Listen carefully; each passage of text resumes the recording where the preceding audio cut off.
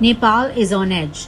Mass protests erupted in Kathmandu as thousands of pro-monarchy demonstrators demanded the reinstatement of Nepal's monarchy and a Hindu kingdom. The protests left 2 dead and over 100 injured. Authorities have arrested more than 100 protesters. But what led to this explosive situation? नेपालको संविधानले प्रदान गरेको स्वतन्त्रताको हकको उहाँहरूले चाहिँ एक प्रकारले भन्ने भनेदेखि मिसयुज गर्नुभयो।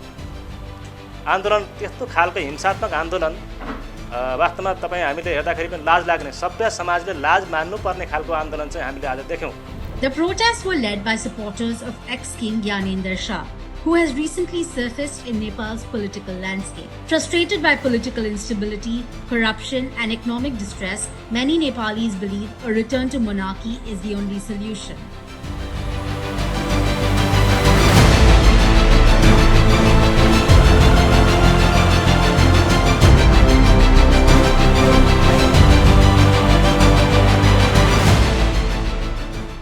Now, violence erupted when protesters broke through police barricades near the parliament building. Security forces responded with tear gas, rubber bullets, and even live rounds fired into the air. Protesters retaliated by torching vehicles and attacking buildings, including media offices. One of the victims was journalist Suresh Raja, who died after protesters set fire to the building he was filming from. More than a dozen buildings were set ablaze, including political party headquarters.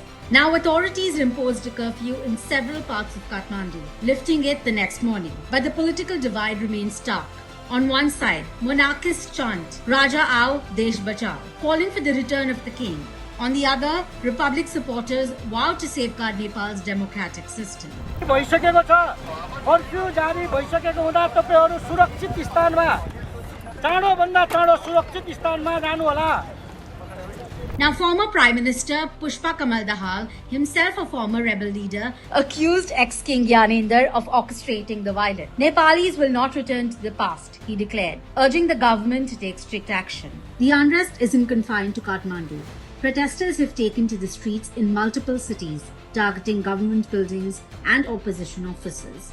Now it has become crystal clear that Gyanendra Shah is behind all these acts. Gyanendra Shah's intent is culpable. It was seen in the past as well as seen now. Now is the time that government take a strict action. Investigation should be conducted to bring the criminals to justice, and Gyanendra Shah now cannot be spared, given absolute freedom. Nepal's monarchy was officially abolished in 2008.